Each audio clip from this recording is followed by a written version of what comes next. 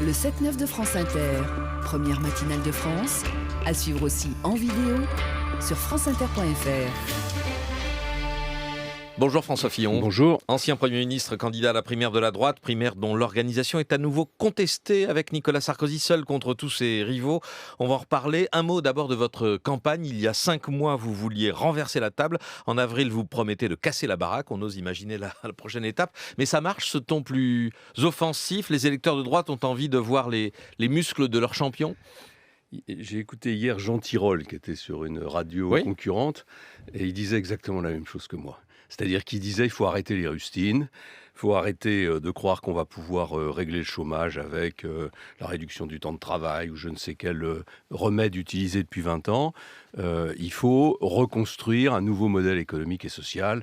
Donc il faut casser la baraque pour la reconstruire. Donc casser la baraque, y compris en ce qu'on peut promettre tout à la fois. Je pense à cette interview de Nicolas Sarkozy ce matin dans le Figaro qui dit, qui a promis des baisses d'impôts et qui dit qu'il faut augmenter la dépense militaire de 32 milliards d'euros sur le prochain quinquennat. Non, on ne peut sûrement pas promettre tout à la fois.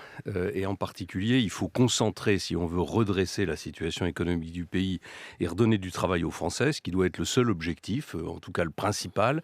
Il faut concentrer les efforts sur la compétitivité, il faut concentrer les efforts sur l'investissement, sur le retour d'une certaine forme de souveraineté financière de notre pays. Et donc, c'est la raison pour laquelle j'indique qu'on ne peut pas baisser tous les impôts à la fois. Sinon, on va recommencer ce qui a été fait à plusieurs reprises depuis 30 ans, c'est-à-dire des scénarios de baisse d'impôts avec l'espoir du retour d'une croissance. La croissance ne revenant pas, c'est les déficits qui l'emportent. Et sur la hausse massive de la dépense militaire ? Bon, il faut dire d'abord une première chose, c'est que François Hollande avait annulé beaucoup d'engagements que nous avions pris dans le quinquennat précédent, puis il revient maintenant à ces engagements. C'est-à-dire que 5 ans après, on revient grosso modo à ce qui avait été prévu. Il y a ce climat d'insécurité qui pèse sur l'Europe, qui nécessite un effort de défense supplémentaire, mais la France ne peut pas le porter tout seul. Et ça amène à parler de l'Europe aujourd'hui, puisqu'on est le 9 mai. L'Europe doit prendre en charge sa sécurité. C'est plus possible que ce soit la France, avec ses soldats, quelques Anglais qui assurent les avant-postes de la sécurité européenne, qui font le sacrifice de la vie de leurs soldats et qui dépensent de l'argent pendant que l'Allemagne regarde tout ça avec intérêt mais sans y participer. C'est la journée de l'Europe aujourd'hui, 9 mai, 66 ans après la déclaration Schuman. Ce sera le thème de votre discours ce soir à Strasbourg. Comment justifier, quand on se veut l'héritier de Philippe Séguin, comment expliquer que la nécessité, c'est de mettre en place un gouvernement économique ou un directoire de la zone euro, Bon, d'abord, en ce 9 mai, on se demande qui célèbre l'Europe avec enthousiasme et sincérité. La vérité, c'est que l'Europe est en train d'aller droit dans le mur. Les Anglais s'apprêtent à la quitter. En tout cas, il y a un vrai risque. Elle a été incapable de régler la crise des réfugiés et elle est incapable d'assurer sa souveraineté, son indépendance à l'égard des États-Unis. Et au fond, la proposition principale que je fais aujourd'hui, c'est comment l'Europe peut retrouver son indépendance et sa souveraineté. Et pour ça, il faut qu'elle se concentre sur quelques priorités. 5 priorités stratégiques, qu'elle laisse aux États la vie quotidienne et qu'elle s'occupe de sujets que les États ne peuvent pas régler à sa place. Et il y en a un qui est pour moi fondamental, c'est d'avoir une monnaie européenne, sans doute sur un territoire plus restreint qu'aujourd'hui, qui soit une vraie monnaie de réserve et une vraie monnaie de règlement pour nous affranchir de la tutelle américaine. Plus restreint qu'aujourd'hui, ça veut dire que certains des 18 devraient abandonner l'euro ? Ça veut dire que pour avoir une vraie monnaie de réserve et de règlement, qui soit un jour, même si c'est du long terme, l'équivalent du dollar, et qu'on ne se fasse pas dépasser par la monnaie chinoise qui est en train progressivement de gagner du terrain dans les échanges internationaux, il faut que l'euro soit assis sur une zone économique européenne qui soit harmonisée. C'est-à-dire qu'il faut qu'au moins que la fiscalité des entreprises dans cette zone soit comparable, sinon identique. Et donc la question est de savoir, est-ce que 18 pays pourront aller dans ce sens ? J'en suis pas sûr. Et moi, je préférais qu'on se fixe l'objectif avec le calendrier pour l'atteindre, comment est-ce qu'on harmonise l'impôt sur les sociétés, comment est-ce qu'on met en place une vraie harmonisation fiscale, et puis ceux qui pourront suivre, suivront, ceux qui ne pourront pas suivre se mettront de côté. Mais c'est plus large que le noyau dur des 6 historiques de l'Europe que proposait Laurent Wauquiez, par exemple. Il faut pas, enfin, on reviendra jamais en arrière. Ouais. Donc la question, c'est de savoir qui peut se mettre autour de cette table-là. C'est sans doute, grosso modo, les 6, sans doute un peu plus. Mais pourquoi est-ce que je propose ça ? Parce que, sans s'en rendre compte, petit à petit, l'Europe passe sous une domination complète des États-Unis.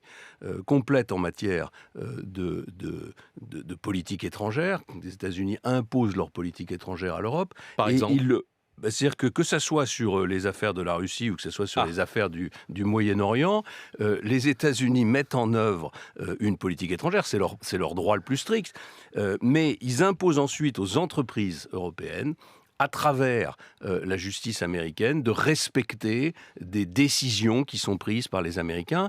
Et c'est une situation qui est inédite, qui est totalement contraire au droit international en réalité, qui est surtout contraire à la morale, puis qui est contraire à ce qu'on a voulu faire en créant l'Europe. C'est la raison pour laquelle je dis qu'il faut une monnaie européenne qui permette de libeller les échanges internationaux en euros et de ne pas continuer à se laisser imposer une vision américaine qui est celle des intérêts américains, qui sont nos alliés, mais qui ne sont pas forcément les mêmes que les nôtres. Sur les relations avec la Russie, l'Europe s'est laissée imposer sa politique par les États-Unis ? En tout cas, les États-Unis ont largement aggravé la situation. Les États-Unis ont décidé de se créer un nouvel adversaire.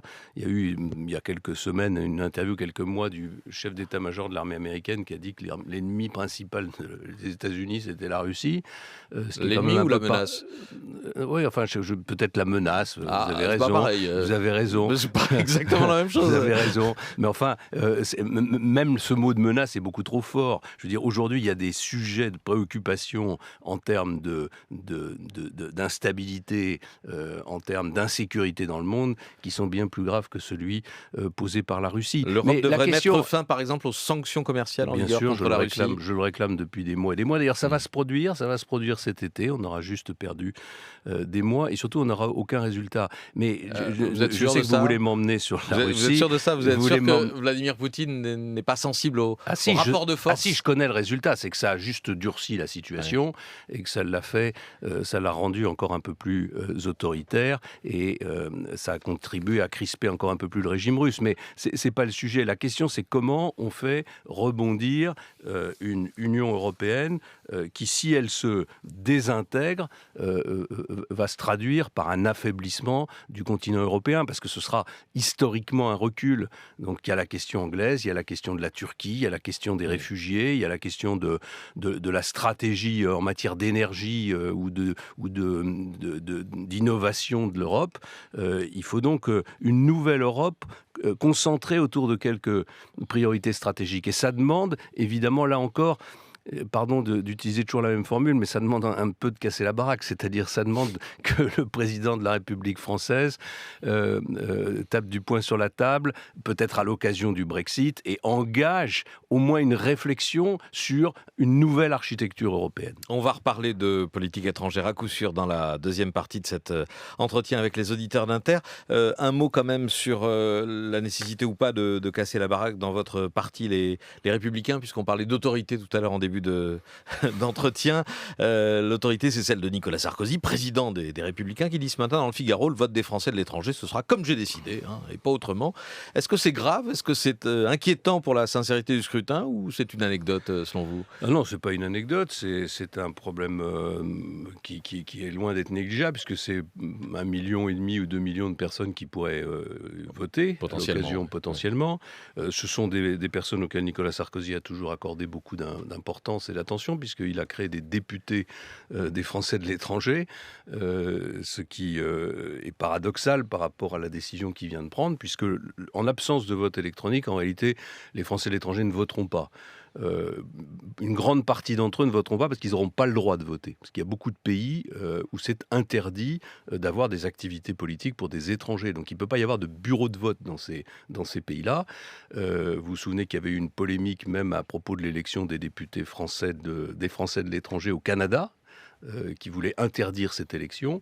Ça sera le cas en Chine, ça sera le cas dans un très grand nombre de pays. Et puis ailleurs, il y aura des problèmes de distance qui feront que les Français de l'étranger ne voteront pas. Donc j'espère qu'au cours du bureau politique qui doit se passer la semaine prochaine, la sagesse l'emportera et que Nicolas Sarkozy aura à cœur de faire en sorte que les voix des Français de l'étranger soient entendues dans la primaire. Je repose aujourd'hui la question que l'on posait il y a quelques mois, mais qu'on avait un peu vu disparaître. Avez-vous confiance dans le déroulement du scrutin de novembre ? Oui, globalement, j'ai confiance. Non, mais j'ai confiance parce qu'il y a une organisation qui a été mise en place. Cette organisation, elle est coiffée par une haute autorité. Oui. Bon, il faut pas. Mais si le président s'assoit dessus. Il ne faut pas que la haute autorité, aujourd'hui, ne soit pas entendue par la direction des Républicains. Et d'ailleurs, cette primaire ne doit pas être la primaire des Républicains. Ça doit être la primaire de la droite et du centre. Oui, Donc, ça ne peut pas être un parti tout seul, même si les statuts ont prévu que le bureau politique approuve, comme ceux des autres formations politiques d'ailleurs, l'organisation. Les Républicains doivent avoir à cœur de laisser la haute autorité faire son travail. Sinon, il y aura un doute. Et si jamais il y avait un doute sur cette élection, alors je prédis un avenir sombre pour la droite et le centre, parce que ce serait évidemment une terrible démonstration de faiblesse au moment où, au contraire, l'alternance devrait profiter à la droite et au centre.